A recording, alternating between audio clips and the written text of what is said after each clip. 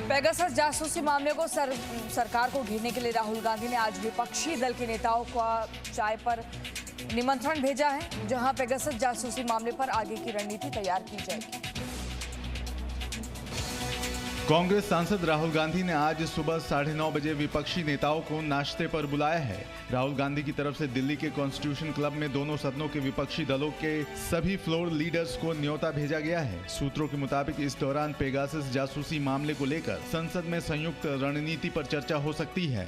पर all party meeting करते हैं जी, तो वो वही वहाँ पर कॉन्स्टिट्यूशन क्लब में नाश्ता पे बुलाया गया। तृणमूल कांग्रेस ने नाश्ते पर होने वाली इस बैठक में शामिल होने पर अपना रुख साफ नहीं किया है। We'll have breakfast tomorrow, lunch tomorrow, dinner tomorrow. Shiv Sena ने मीटिंग का समर्थन करते हुए कहा है कि सभी मुद्दों पर चर्चा होनी चाहिए और एकजुट होकर आवाज उठानी चाहिए। राहुल गांधी की तरफ से बुलाई गई इस बैठक को लेकर लद्दाख से बीजेपी के सांसद जामयांग सेरिंग नामग्याल ने तंज कसा है। उन्होंने ट्वीट किया है कि जिसने भी किया राहुल गांधी के साथ नाश्ता, हो गए बंद सारा उनका रास्ता।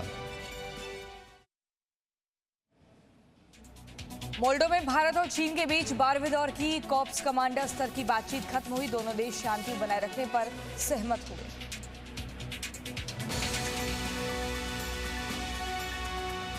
मोल्डो में भारत और चीन के बीच 12वें दौर की कॉर्प्स कमांडर स्तर की बातचीत के बाद साझा बयान जारी किया गया है। दोनों देशों के बीच बातचीत 31 जुलाई को हुई थी।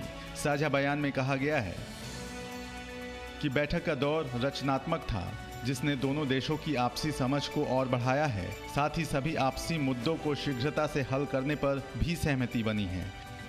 दोनों पक्ष इस बात पर भी सहमत हुए हैं कि वास्तविक नियंत्रण रेखा यानी LAC पर स्थिरता के लिए प्रभावी प्रयास जारी रखे जाएंगे और दोनों देश संयुक्त रूप से शांति बनाए रखेंगे। इससे पहले 14 जुलाई को ताजिकिस्तान की राजधानी दुशांबे में शंघाई कोऑपरेशन ऑर्गेनाइजेशन सम्मेलन से अलग भारत और चीन के विदेश मंत्रियों के बीच बातचीत हुई थी। पिछले साल अप्रैल से LAC पर भारत और चीन के बीच सीमा विवाद को लेकर तनाव बढ़ गया है। जम्मू रेलवे स्टेशन के पास सेना की वर्दी में 2 संदिग्ध देखे गए, जिसके बाद से सेना ने इलाके में उनकी तलाश के लिए सर्च ऑपरेशन शुरू कर दिया।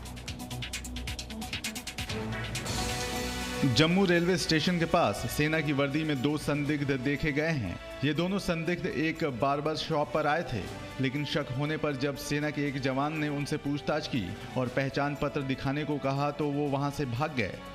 सुरक्षा बलों ने इलाके में तलाश शुरू कर दी है। पूरी घटना CCTV में रिकॉर्ड हो गई है। ऐसे हुलिये में ना उन्होंने उनकी दाढ़ी थी, एक की नॉर्मल दाढ़ी थी, एक की ठीक थी दाढ़ी। वो ना अपनी दाढ़ी की कटिंग करवाने आए थे, तो लगे वो कश्मीरी रहे थे। वहीं सांबा सेक्टर में कल देर रात 4 संदिग्ध ड्रोन देखे गए। इन्हें आर्मी कैंप, बड़ी ब्राह्मणा पुलिस स्टेशन के पास और बलोल पुल के पास देखा गया। इलाके में अलर्ट जारी कर दिया गया है। आज गुलमर्ग हाईवे पर भी आतंकी साजिश का खुलासा हुआ है। यहाँ 4 संदिग्ध राइस कुकर पाए गए। ये राइस कुकर बड़गाम के गुलमर्ग रोड पर मिले हैं। इनमें IED होने का शक जताया जा रहा है। महाराष्ट्र में लगातार कोरोना का संक्रमण कम हो रहा है, जो एक राहत देने वाली खबर है। कोरोना के कम होते संक्रमण को देखते हुए महाराष्ट्र ने लॉकडाउन की पाबंदियों में ढील बढ़ा दी।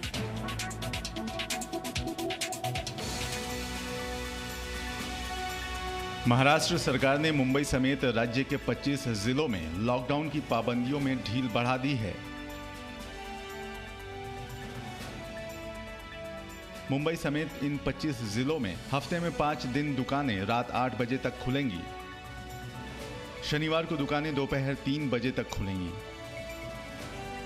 सरकारी और निजी दफ्तर पूरी क्षमता के साथ खुलेंगे। मॉल्स कोरोना प्रोटोकॉल की शर्तों के साथ खुलेंगे। जिम, सैलून, ब्यूटी पार्लर 50% क्षमता के साथ खुलेंगे। सिनेमा हॉल और ऑडिटोरियम को खोलने की छूट फिलहाल नहीं दी गई है। महाराष्ट्र के जिन 11 जिलों में संक्रमण की दर ज्यादा है, वहां पाबंदियों में कोई ढील नहीं दी गई है। ओलंपिक मेडल विजेता रेसलर सुशील कुमार के खिलाफ सागर मर्डर केस में पहली चार्जशीट फाइल की जा चुकी है। चार्जशीट में सुशील कुमार पर धारा 302 समेत कई धाराएं लगाई गई हैं।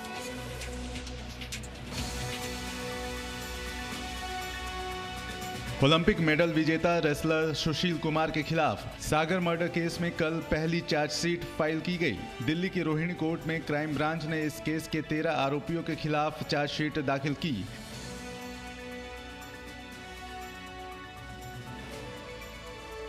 इन आरोपियों के खिलाफ 155 गवाहों के बयान दर्ज किए गए। बाकी आरोपियों के खिलाफ पुलिस आरोप पत्र दाखिल करेगी। चार्जशीट में सुशील कुमार और दूसरे आरोपियों पर जो धाराएं लगाई गई हैं उनमें आईपीसी की धारा 302, 308, 307, 364 और 365 के अलावा आर्म्स एक्ट भी शामिल है। सुशील कुमार पर आरोप है कि उसने अपने दोस्तों के साथ मिलकर 4 और 5 मई के दरमियान रात में छत्रसाल स्टेडियम में रेसलर सागर धनखड़ से मारपीट की, जिससे सागर की मौत हो गई। मुंबई लोकल ट्रेन में सफर करने का मुद्दा बॉम्बे हाईकोर्ट पहुंच गया है। कोर्ट में एक जनहित याचिका दायर करके कोरोना वैक्सीन की दोनों डोज ले चुके लोगों की लोकल ट्रेनों में यात्रा करने की अनुमति देने की मांग की गई है। महाराष्ट्र में कोरोना का संक्रमण इन दिनों लगातार कम हो रहा है, जिसे देखते हुए राज्य सरकार ने राज्य के कई जिलों में ढील भी देनी शुरू कर दी है। लेकिन अब भी मुंबई की लाइफलाइन कही जाने वाली लोकल में आम लोगों को यात्रा की अनुमति नहीं है, जिसे लेकर बॉम्बे हाईकोर्ट में एक जनहित याचिका दायर की गई है। याचिकाकर्ता ने मांग की है कि जिन लोगों को वैक्सीन की दोनों डोज लग चुकी है उन्हें लोकल में सफर करने की अनुमति दी जाए। मामले पर सुनवाई करते हुए बॉम्बे हाईकोर्ट ने महाराष्ट्र सरकार से पूछा है कि वैक्सीन की दोनों डोज ले चुके लोगों को लोकल ट्रेन में यात्रा करने देने की अनुमति क्यों नहीं दी जा सकती। अभी मुंबई में जरूरी सेवाओं से जुड़े लोग ही लोकल में यात्रा कर रहे हैं, जिसके लिए सरकार ने एक खास पास की सुविधा शुरू की है। इसी पास के सहारे ही लोग स्टेशन पर टिकट ले सकते हैं या मासिक पास बनवा सकते हैं। रविवार से दिल्ली में लोगों के लिए चिड़ियाघर को खोल दिया गया है। लोग ऑनलाइन टिकट की बुकिंग कर सकते हैं। दिल्ली वासियों के लिए रविवार का दिन बेहद खुशखबरी भरा रहा। जहां एक तरफ कल हुई बारिश के बाद लोगों को गर्मी और उमस से निजात मिली है, तो वहीं कोरोना की दूसरी लहर का कहर झेलने के बाद कल से लोगों के लिए चिड़ियाघर के दरवाजे खोल दिए गए हैं। चिड़ियाघर खोलने के बाद बारिश के सुहाने मौसम के बीच पेरेंट्स अपने बच्चों के साथ घूमने के लिए चिड़ियाघर पहुंचे। लोगों के लिए चिड़ियाघर को खोलने से पहले पूरे चिड़ियाघर को अच्छी तरह से सैनिटाइज किया गया है और साथ ही एंट्री के लिए ऑनलाइन टिकट की भी व्यवस्था की गई है, ताकि लोगों की भीड़ न जमा हो सके। इसके साथ साथ चिड़ियाघर एक दिन में 2 शिफ्ट में खुलेगा। पहली शिफ्ट सुबह 8 बजे से दोपहर 12 बजे की होगी और दूसरी शिफ्ट दोपहर 1 बजे से शाम 5 बजे तक होगी।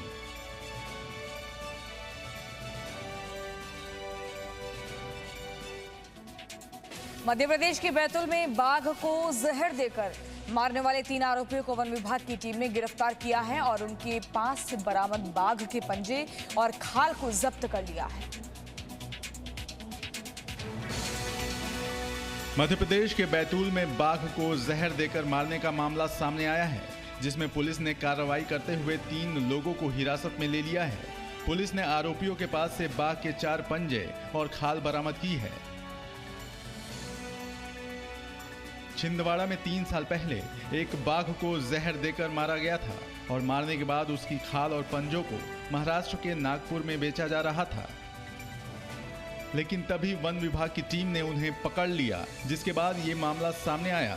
पुलिस अब बैतूल के इस जंगल में खोजी कुत्तों की मदद से बाघ का कंकाल तलाशने में जुटी है।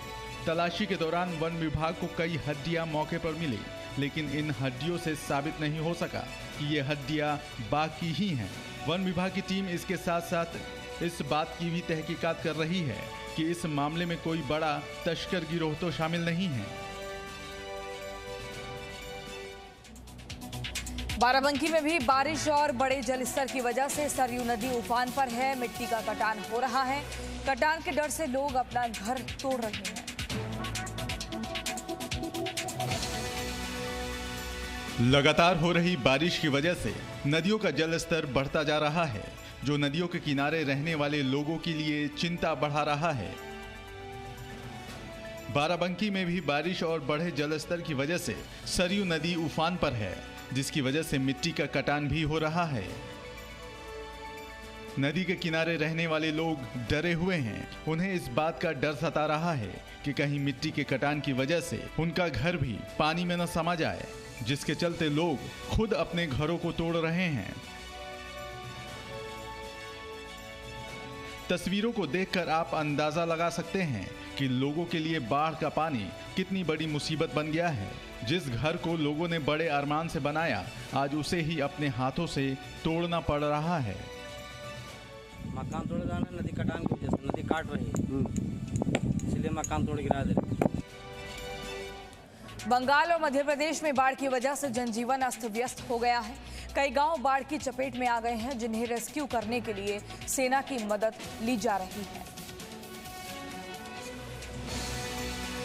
पिछले कुछ दिनों से देश के कई हिस्सों में लगातार बारिश हो रही है, जिससे लोगों को गर्मी और उमस से निजात तो मिल रही है, पर कहीं पर बारिश का पानी लोगों के लिए मुसीबत बन रहा है।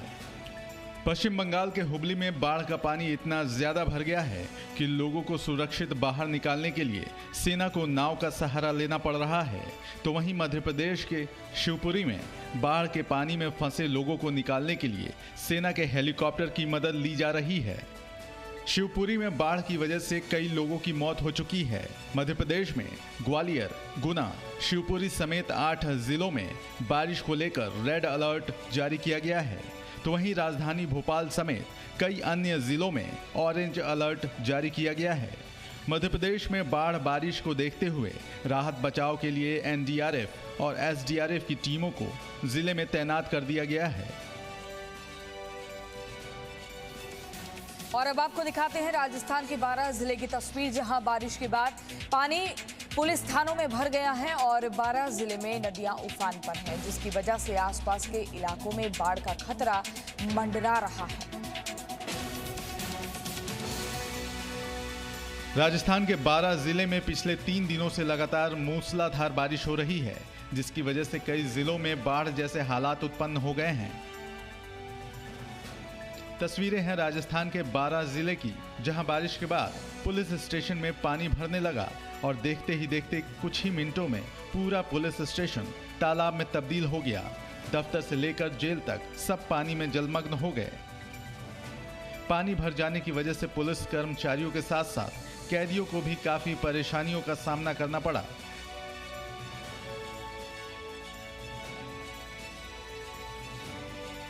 पिछले 24 घंटे में 300 मिलीमीटर से अधिक की बारिश दर्ज की गई है। जिले में बहने वाली पार्वती नदी पूरे उफान पर है।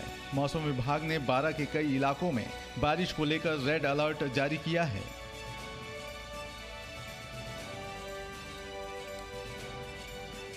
पहाड़ों पर हो रही बारिश के चलते संगम नगरी प्रयाग में गंगा के साथ यमुना उफान पर है, जिसको लेकर प्रशासन ने लोगों को सुरक्षित स्थान पर जाने की सलाह दी है।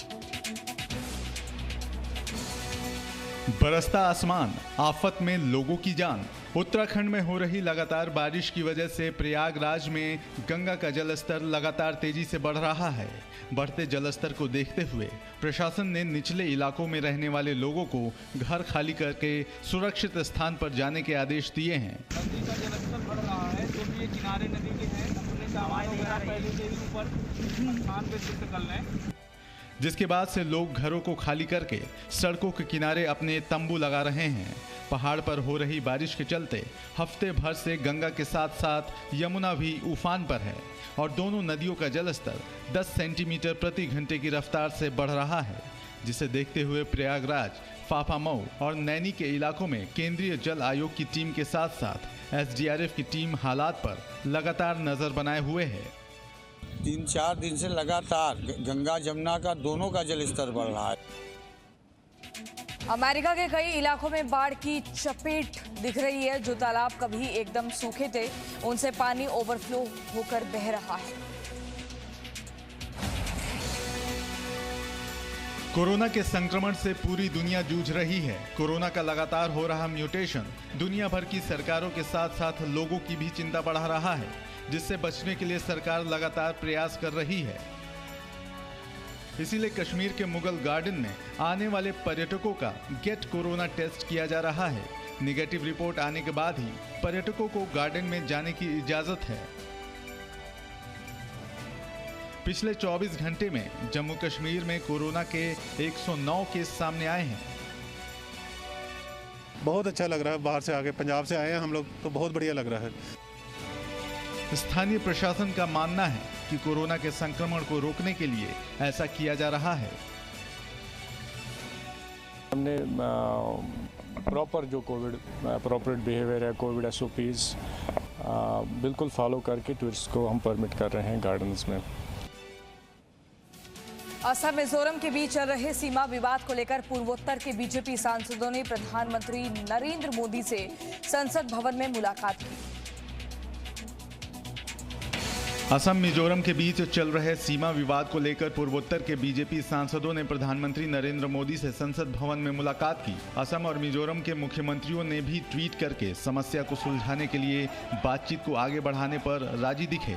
मिजोरम के मुख्यमंत्री जोरमथांगा ने ट्वीट कर जानकारी दी कि उन्होंने असम के सीएम हिमंता बिस्वा शर्मा के खिलाफ दर्ज FIR को वापस लेने का निर्देश दिया है। इसके बाद असम के मुख्यमंत्री ने 2 कदम आगे बढ़ाते हुए जानकारी दी कि असम के 2 कैबिनेट मंत्री अतुल बोरा और अशोक सिंघल 5 अगस्त को आइजल जाएंगे, जहां सीमा विवाद को सुलझाने के लिए बातचीत का माहौल तैयार किया जाएगा। इससे पहले केंद्रीय कानून मंत्री किरेन रिजिजू ने कांग्रेस पर निशाना साधते हुए कहा कि विदेशी ताकतें दोनों राज्यों में हिंसा फैलाने की कोशिश कर रही हैं। कांग्रेस और कुछ पार्टी इस वायलेंस को पॉलिटिसाइज करके सुख और शांति को बिगाड़ने के लिए जो काम कर रहे हैं, उसके बारे में भी हम प्रधानमंत्री जी को अवगत कराया। Presenting B News app available on Google Play and App Store. Download it now.